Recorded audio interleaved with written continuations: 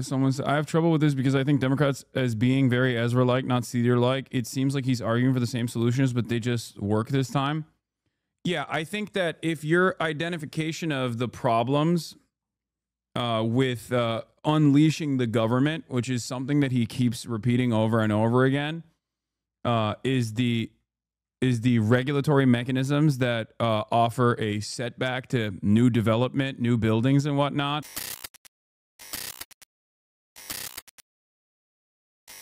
Did you see Sam talk to Ezra Klein today?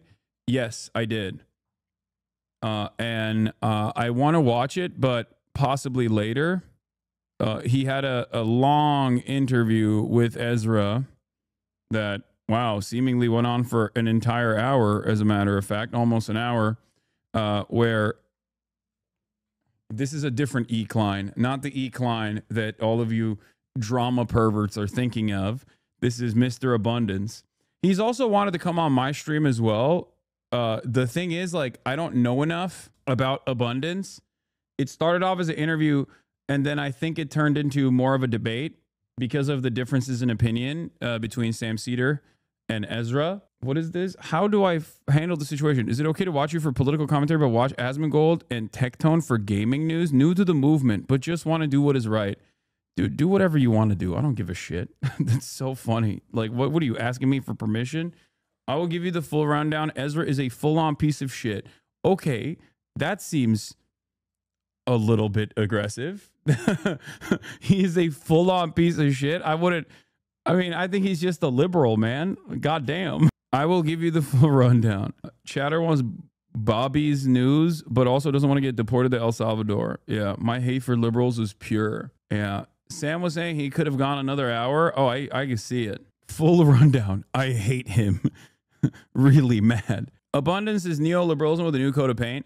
That's what it sounds like from everything that I have seen, all the bits and pieces that I've seen of the book. But like I said, I haven't read it. I have not read it, so I don't know. I don't know enough. I don't have an opinion on it, other than a lot of annoying people have defended it. But I have a little bit of a soft spot for this E. Klein. So who knows? I think he is 100% a liberal. I disagree with his worldview, but having said that, I do think that he is genuine. Not that it makes all that much of a difference. Listen, I want to build housing, but it won't happen by turning our cities over to tech bros and private developers. Is the Daily Show thing this 5-minute video? Yes. I also have, I don't have enough time to go through this whole thing right now because I have Jeremy Scale coming on to specifically talk about Hamas. Are Klein's your kryptonite or something? No, I mean, I like Ezra Klein. You were on the Iglesias' show, I guess the Slow Boring podcast, and mentioned that we hadn't responded. So we wanted to have you on to talk about the book. We had Paul Glastis on from Haunt. Oh, where I interned. Love Paul. With a critique that was, I think, like a middling critique. Some of the proposals that were brought up in the book. But let's just start with you. Outlining, like, what thematically, what is the book about? The book is about a very simple question, which is, what do we need more of and how do we get it?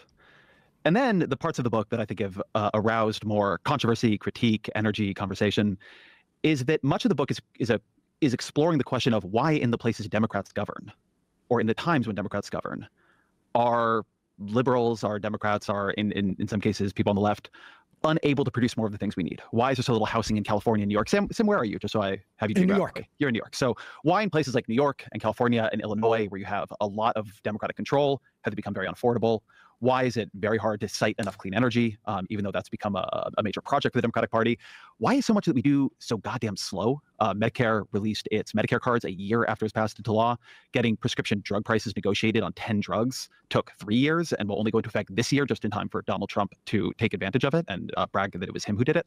So this question of the sclerosis of liberal government, how do we actually make it deliver the things it is promising to deliver, is the core inquiry of the book. And the culprits run across I guess like four sort of main silos, as far as I can tell. Like we have the regulation and bureaucratic red tape, and this is a problem both in terms of like building infrastructure and to some extent within the context of housing.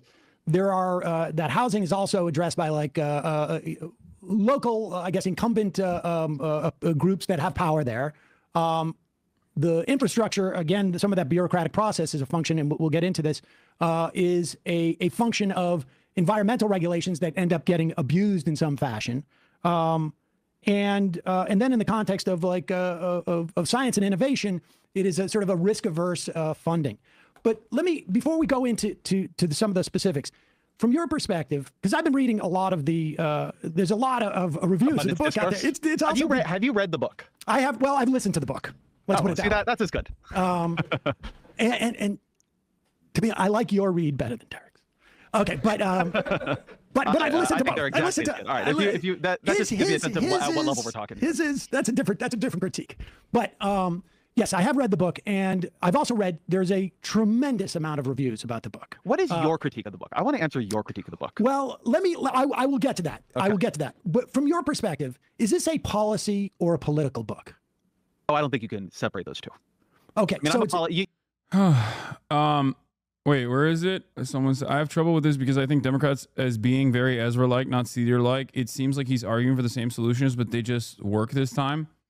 Yeah, I think that if your identification of the problems with unleashing the government, which is something that he keeps repeating over and over again, is the regulatory mechanisms that offer a setback to new development, new buildings and whatnot, then I disagree with that.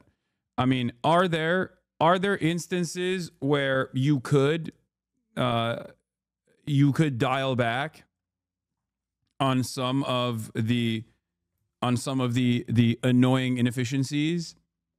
Certainly. But as an advocate for more government, bigger government, there's a point in this conversation where he brings up the public housing or affordable housing units that were built in Chicago that cost $1 billion+. Each housing unit that was created amounted to like $1 million+. And this was like an incredibly costly endeavor. And I personally think this is yet another byproduct of the public-private partnership that takes place in situations like this. And I think that the government can be more efficient. I agree on that front, but it's not through unleashing the private sector in an effort to tackle these problems. I think you'd be surprised with how much Ezra agrees with your regulation takes. Just because he's talking about removing some regulations doesn't mean he's against regulation in general. Yeah, the examples of bad regulations are things like parking space mandates, single staircase stuff. I don't agree with single staircase, for the record. Like, I think that it's good that's actually decent in America where you have multiple fire escapes. I know that, look, I know the YIMBY language, okay? I know that that's one thing that they point to. And the parking space mandates, I understand. That one I do understand.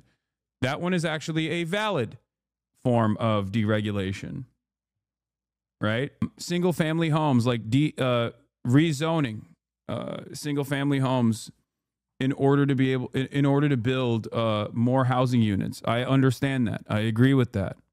Okay, upzoning. I agree with that. Having said that, I don't think that this should be done through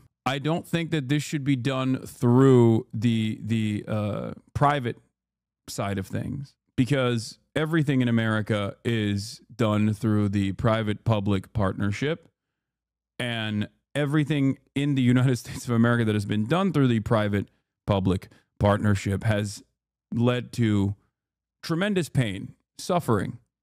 PG&E is something that a chatter brought up.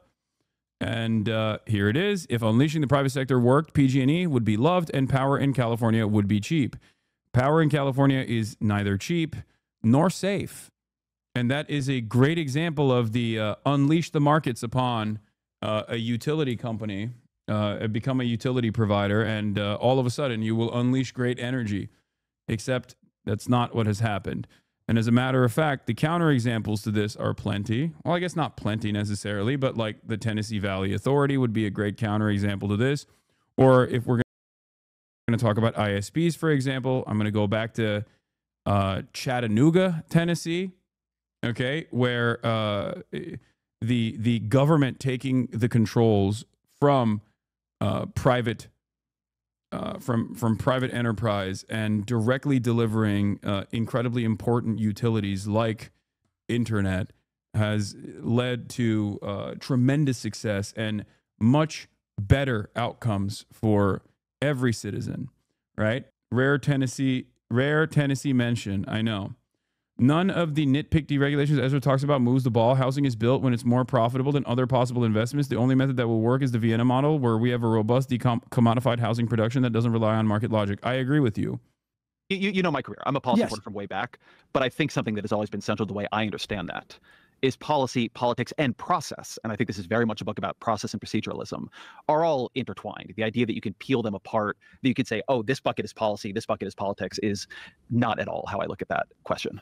Yeah, and I guess, you know, we'll start with the policy side first. But broadly, my critique is there seems to be an absence of, well, I think the culprits that you have chosen in some instances are correct, but broadly speaking, there's an absence of analysis of power dynamics, I think, that and the interplay of money and politics, or I should say power in our society, I think is problematic. Please explain why you don't like single staircase zoning. It's a fire hazard. The reason why that regulation exists is because it's considered a fire hazard to have only one fucking exit point. One of the most famous instances of single staircase zoning and the devastation that it contributed to was Grenfell.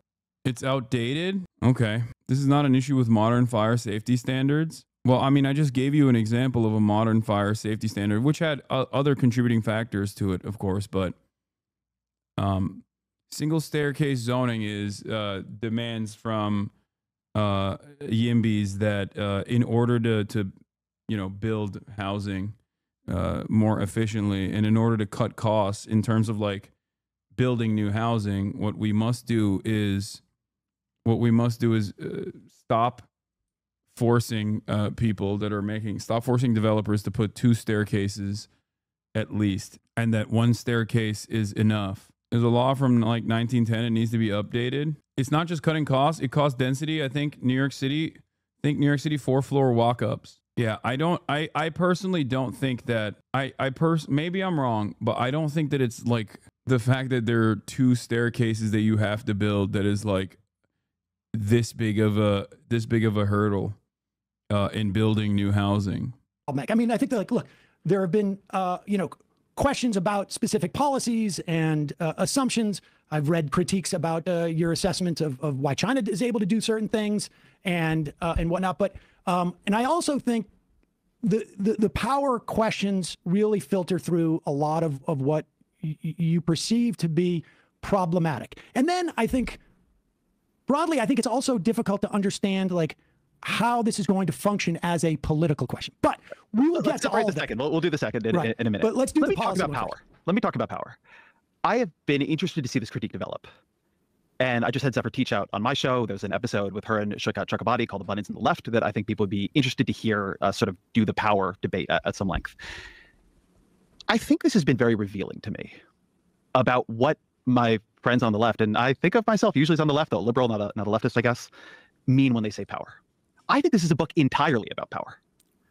But it is a book that treats power highly situationally.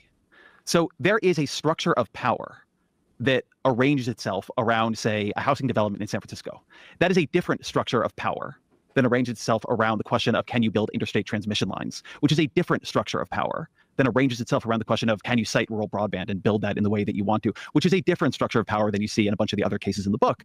And one thing we are attempting to do over and over and over again is get extremely granular about what is happening.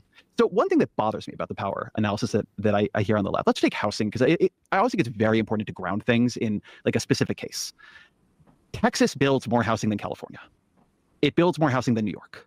When people move to Austin and Houston and Dallas, they build homes. When people move to San Jose and San Francisco and Los Angeles, they don't.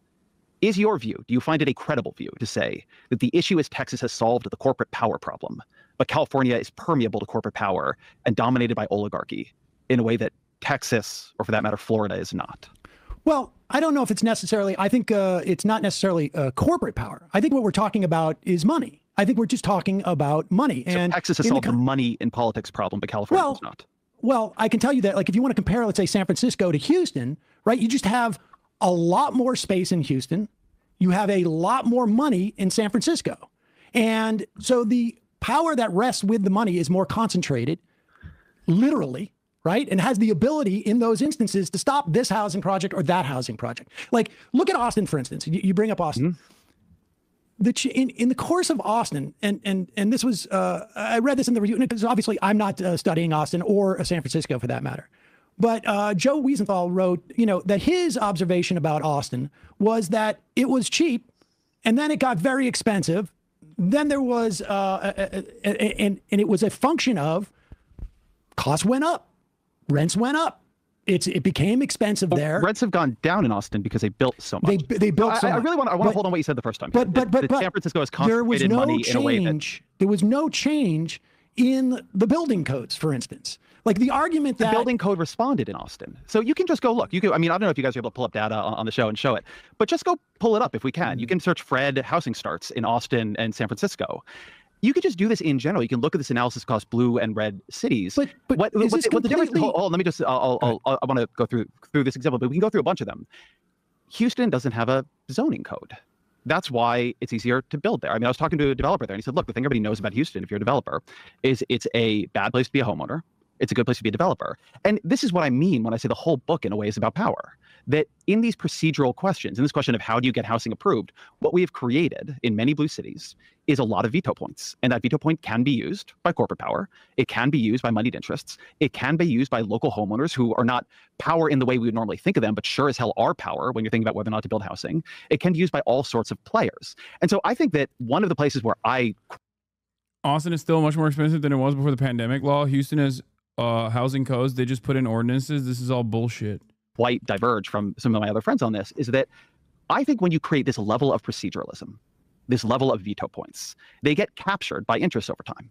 And that is a place where power can pool. Now, I think the place where I probably part, just to finish the thought, I think the place where I probably part is that I think that the left is often very attentive to power when it is coming from certain recognized villains, and much less attentive to power when it is coming from people who might in other contexts look like allies or just be local homeowners. But that can also be real power wielded in a problematic way.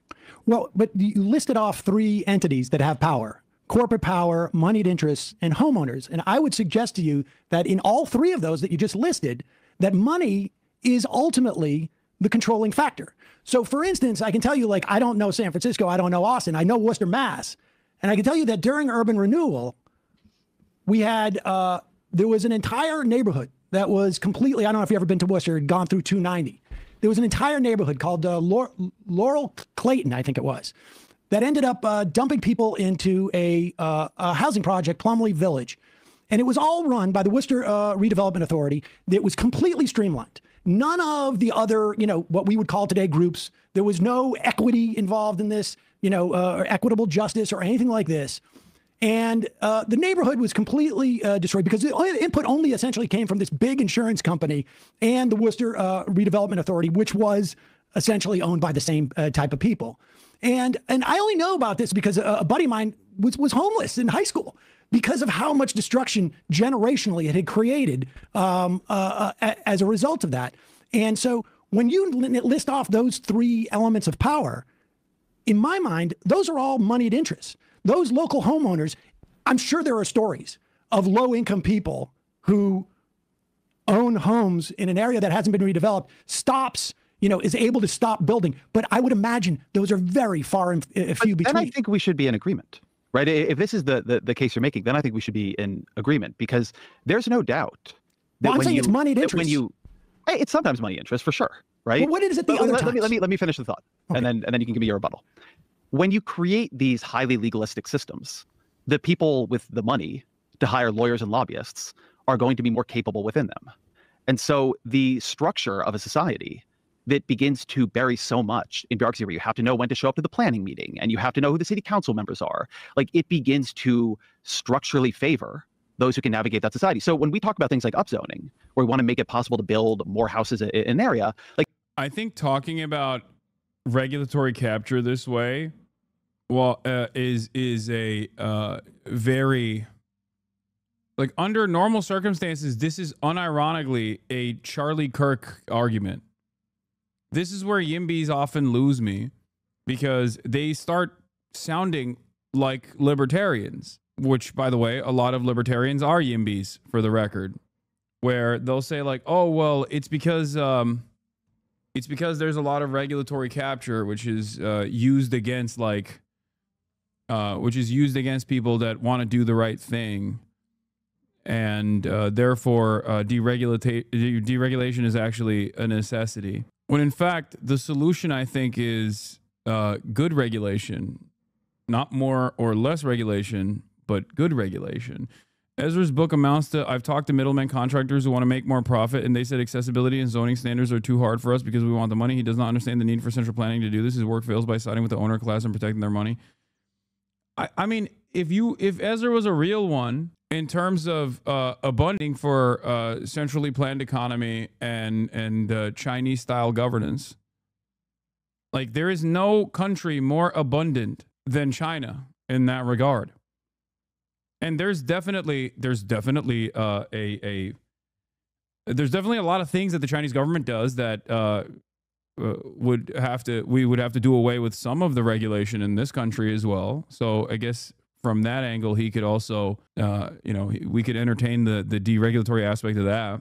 Like, everybody knows it is almost impossible to upzone a rich area. And that is because they're able to bend this process to their will. Now, you can take a place like California. All right, well, right? let me address that. I mean, I get that point there. And I think that is what worries, I don't know about other people, but that's the type of thing that worries me, because the argument you just made is almost identical to the one that I would have every week with Tim Carney, who I know, back in the day, which is an idea that the problem with wealthy influence, and if you and I agree, then it is money. The problem with it is we don't agree that it's all money. Okay, Money is one mechanism of influence. But I think it is the biggest one. Would you agree with that? It depends on the issue. So look, there are a bunch of these issues. Okay, well, let me finish my point about Tim Carney. He would say that you need to have less government. That way, it cannot be as corrupted or manipulated by moneyed interest. Now, I don't know if you think that money is the problem 51% of the time or 30% of the time. I don't think categorically asking that question is, but here, let me say where I disagree with Tim Carney, because maybe it'll clarify where maybe you and I don't agree. Tim wants a less capable state. I want a more capable state. Tim wants a state that does fewer things. I want a state capable of doing more things, including the things it has already promised to do. So when I look at California high-speed rail, I work backwards and I say, what the fuck happened that the state of California could not build high-speed rail, which they can do in Japan, they can do in China, they can do in Europe. Tim looks at it and says they shouldn't be trying to build high-speed rail. And so the disagreement I have with Doge, with a lot of different things, with a lot of my friends on the right, is they want to reduce state capacity. I come at this as a liberal who wants the state to accomplish very difficult things: decarbonizing the economy, building enough affordable housing, including, by the way, public housing, building mass public infrastructure, things like high-speed rail or the Big Dig or the Second Avenue subway here in New York City. And what I see is a state failing to accomplish its goals. Right. Now, they would say, don't fucking try. I would say, fix the state. And one issue with the state. Yeah, I don't agree. I mean, I don't disagree, but there is a point where I don't agree with him, which is that the problems with the state is not regulations. The problems with the state is that it is basically a slush fund for moneyed interests. It's an endless wallet for middlemen that greatly expand the timeline for projects with no real interest in actually accomplishing said projects. This is why I think like an anti-corruption candidate in America, Latin American style, would probably pop off, and look no further than Donald Trump. What is drain the swamp? Drain the swamp, quite literally, is an argument against corruption, against moneyed interest in politics. Now, of course, Donald Trump is a swamp monster himself, but there's a lesson to be learned from this commentary. Not just on Drain the Swamp, but even Donald Trump claiming that he is a peaceful candidate. He's a candidate for peace. In terms of what the government that is supposed to have awesome powers should do when dealing with housing, in terms of like unleashing abundance upon the unsuspecting American masses, what the government should be doing is moving in the direction of either becoming, in the short term, a market competitor that forcibly draws down prices with public housing, or even in the long term, completely decommodifying housing in its entirety. Okay? Because the major issue with housing in this country that Ezra also recognizes both in this interview and in his book, that is his contributions to homelessness, that is a gigantic problem. Okay? That the singular, albeit reductive, but the singular most responsible reason for housing being so unaffordable in this country is due to the profit motive, is due to homes being recognized as this dual use shelter, but also a very reliable investment vehicle. Houses are seen as a speculative asset for homeowners, whether they are a single homeowner or own multiple homes. Okay. Dude talks about terrorists when he won't survive 10 minutes in Gaza. Asman would slap the shit out of him and he would cry. I wish I could experience your reality for like one moment. You know what I mean? Like, I don't think Asmongold would even agree with this statement, you know? He doesn't go outside unless it's to go to Whataburger, and he is like 100 pounds soaking wet. What are you talking about? What? Why do you get rage baited so easily? I don't know how someone can, like, physical contest aside, Asmongold doesn't even want to have a conversation with me. He's afraid of talking to me directly. He'd much rather yell from his hug box instead. And you think he's going to go outside and be in the presence of the sun and then also physically engage with me? Like, what the fuck? Let's continue. State is that it has become so highly regulated, not in terms. I find that when I use the term deregulation, like people's brains turn off because they think of deregulation as something that the state does for the market. But no player is more highly regulated than the state itself, often by Republicans, often because of power in the way that you would define it. But I think a lot of liberals, a lot of leftists have, one, and this is my critique going backwards, ceased to see this. But two, they don't take state failure seriously. And when something like California high-speed rail happens or rural broadband, they sort of move on instead of saying, why are we not delivering? We are the people who believe in government. People are pissed at government for a reason. How do we make government deliver? See, and I think and I think in terms of results, I think you and I are largely aligned. But I think the problem is, and you bring up Doge, and it's ironic that you and Carney will approach it in a very similar way, but anticipate different outcomes.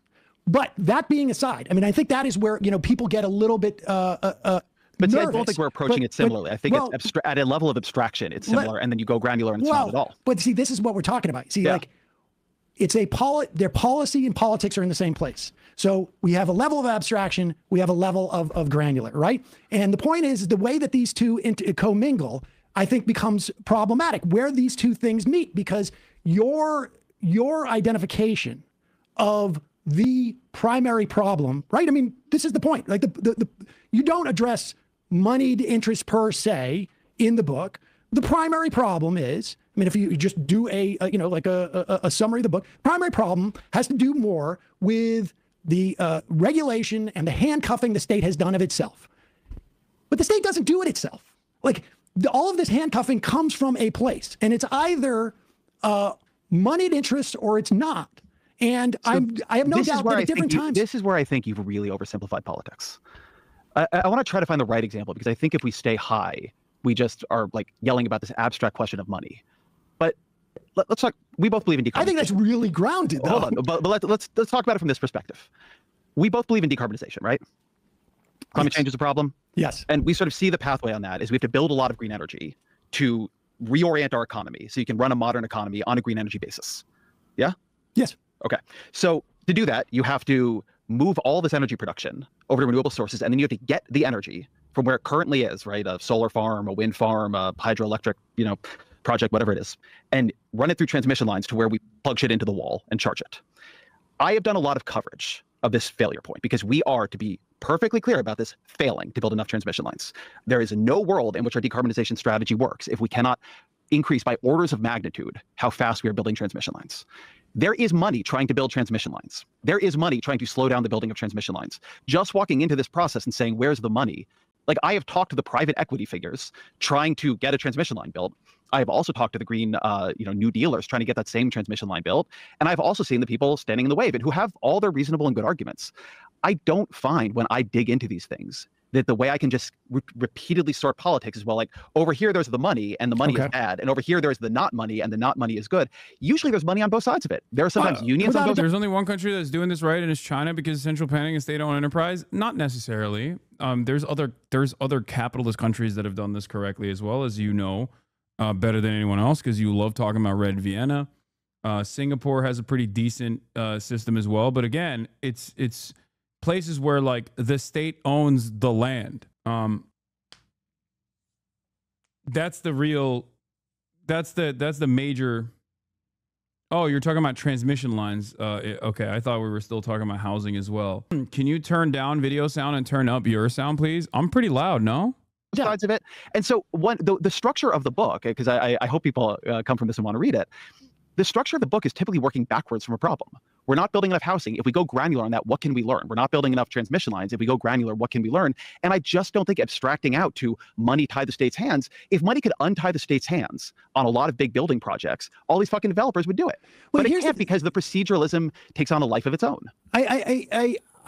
I follow what you're saying, that in each case there are specifics that are different, and you cannot generalize. It sounds like what you're saying. You can generalize some, but you have to take seriously the specific issues in each case. I have no doubt. Your generality should emerge out of the granularity. Okay, what are the generalities?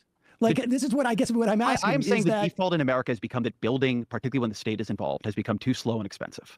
We have created an architecture of policy that makes it too hard for us to achieve our goals in the real world, and for that matter, in social insurance. Say it again. Who's the we? It depends.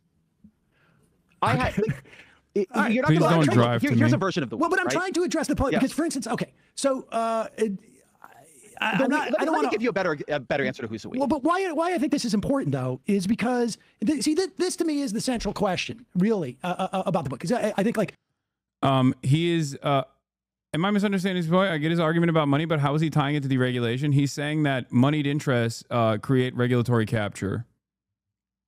Moneyed interests allow big businesses to take advantage of the regulations to price out the competition. That's literally the underlying argument for corporatism versus real capitalism that Charlie Kirk says. It's the same exact fucking argument that libertarians make. It is the unfortunate reality of exhausting all options, even if you are a kind-hearted liberal. Logical conclusion that you arrive at, no matter what, if you have a dogmatic approach to capitalism, if you have a dogmatic approach to maintaining capitalism, then this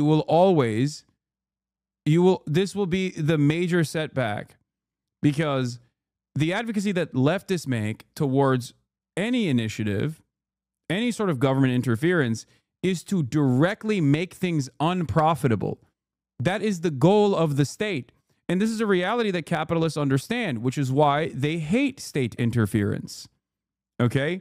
That's why they try to flip the argument on its head. The goal of the state is to unironically engage in, under neoliberalism, this is the exact opposite. The goal of the state is to unleash the markets and even engage in state interference as long as it is at the behest of the profit motive, as long as it is at the behest of the private sector. But the goal of the state should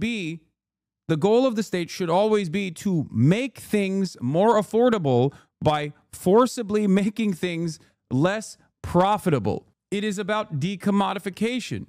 That is the reason as to that is why the state should be interfering in these affairs when it comes to housing. I don't personally think plunging into those specifics actually matter. It appeals to bookish, nerdy liberals who think that one bit of arcane knowledge of some or some obscure well-intended rule is having unintended consequences. It is fundamentally a conservative outlook and is totally wrong. The reason why we don't have affordable housing is the same reason why we don't have single player, the same reason we don't have public transit. The capitalist class doesn't profit. That's it. No, I agree.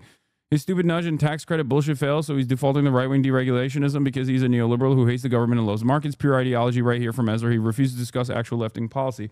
No, I like that. I recognize that. I don't have as much smoke as you do for Ezra, but I guess I entertain liberalism a lot more, considering that I see it as like a permanent fixture in American politics and in the West. But yes, this is the major setback. His dogmatic understanding of capitalism and his interest in maintaining capitalism is causing him to refuse to reckon with what the state's primary function is supposed to be. That's it. I could say there's some things in it I like, there's some things that I don't like, but the general point is, I think, for instance, like, where does the title abundance come from? From Derek's piece on abundance. Okay. We have seen an entire movement build up about abundance, correct? I mean, like, there is a lot of money behind this broad notion of abundance. And Derek, I think it was on the Lex Friedman podcast, said something to the effect of, well, I do mostly agree with you. Wouldn't making things less profitable just make companies increase prices? Wouldn't you need the state to force lower prices directly by nationalizing things? No. My point is, the state interferes in the market right now under neoliberalism to increase profit margins for private corporations. What the state should be doing is interfering in the markets to lower, to basically create, as a part of the state, to actually create competitive products in an effort to drive down market prices if you want to still, in the short term, exist within a market structure. This is precisely the reason why people don't like public housing. This is the reason why they don't want even the fucking public option, because it would be impossible for an expensive middleman that doesn't need to exist at all, as we all understand and recognize, like private healthcare. It would be impossible for private healthcare to exist where they would have to compete with the state. They would have to consistently limit the things that the state actually offers. They would never want that to be competitive. They would never want the state-owned product of healthcare to be competitive, that you can sign into, that you pay for with your taxes, whether you sign into it or not. They would never want that to be competitive with, United Healthcare, because United Healthcare would cease to exist in that process. It would become impossible to compete with. And that's my argument. It shouldn't exist to begin with. This is precisely the reason why private corporation interference has created this like weird public-private partnership within the healthcare structure that simply makes things more costly. Because as long as that expensive middleman exists, then it's going to consistently seek out profits. You stop the production of the thing you want to make non-profitable. If products weren't profitable, here, China's economy would collapse, just so you know, Hasan. Wait, what? First of all, I don't even care about China when we're talking about this, okay? I'm an American citizen. No disrespect to the Chinese, all right? As much as I love China, okay, go ahead. Don't Americans want to destroy the Chinese economy? Okay, then you just made an argument for nationalization in an effort to beef up American national security by undermining our market competitor. There you go. Regarding healthcare, private healthcare exists alongside the NHS within the UK. No, that's cowardly. It shouldn't, for the record. It should not, because as long as there's a private profiteering in this space, then private profit seeker, the pre-existing free healthcare that the government is providing, and that's precisely why you arrive at the issues with the NHS. They seek to undermine the NHS by getting right-wing politicians and even the Labour Party, which is now firmly a neoliberal party, to undermine the National Healthcare Service by taking away its funding over and over again, by advocating for tax cuts in the process, starving the beast. They're doing Reaganomics, or I guess Thatcheromics, maybe. This is exactly what's going on in numerous provinces. Someone already brought up Doug Ford in Ontario. That's what he's doing. And And over time, people get frustrated with the socialized system. It's very difficult to take away things that the government provides, services the government provides, once people are used to it, right? The NHS is supposed to be a thing that British people are proud of, right? There's like I think there's literally an NHS Day, if I'm not mistaken. So it takes years and years, decades and decades of underfunding and trying to cripple the NHS structure so that you can start building a private alternative slowly but surely. This is what happens. What I'm talking about here is exactly what has happened in many European countries that has led to austerity, that has led to anger and resentment from the populations, that then they redirect their attention to like immigrants or refugees or Muslims or whatever the fuck. But that is what has lowered the living standards of all of these European countries. Exactly what I'm talking about. The privatization of previously public services is at the heart of all the ire and anger and resentment that many European nationals feel. And in that anger and resentment, right-wing reactionary parties will redirect their attention to people that look differently than them, refugees, Muslims in general. Can you give a specific example of a socialized service being completely privatized? Let me think. What would be a good example of this? Swedish public education. It did not turn into completely privatized, but there were privatization initiatives that led to horrible results. Railways in England would be another great example of this as well. UK water. England has a lot of great examples of this, by the way. British Railways is a great example of this. The water. Like British Water is another good example of this. Trash pickup in BC. BC Hydro. By the way, our Swedish leftist party has now sued Cry and Dr.C for stealing tax funds and making profits off of it. In the United States of America, it was the internet. I feel like the internet and its invention came at a point where America was already firmly committed to neoliberalism. So I don't even know if there was any time and place where we had a nationalized ISP, internet service provider. On that note, I'm going to put this debate on pause. We will get back to it because Jeremy Scale is on the line, and I will be talking to him. Ladies and gentlemen, without further ado, I bring to you Jeremy Scale of Dropsite News. Jeremy, can you hear me?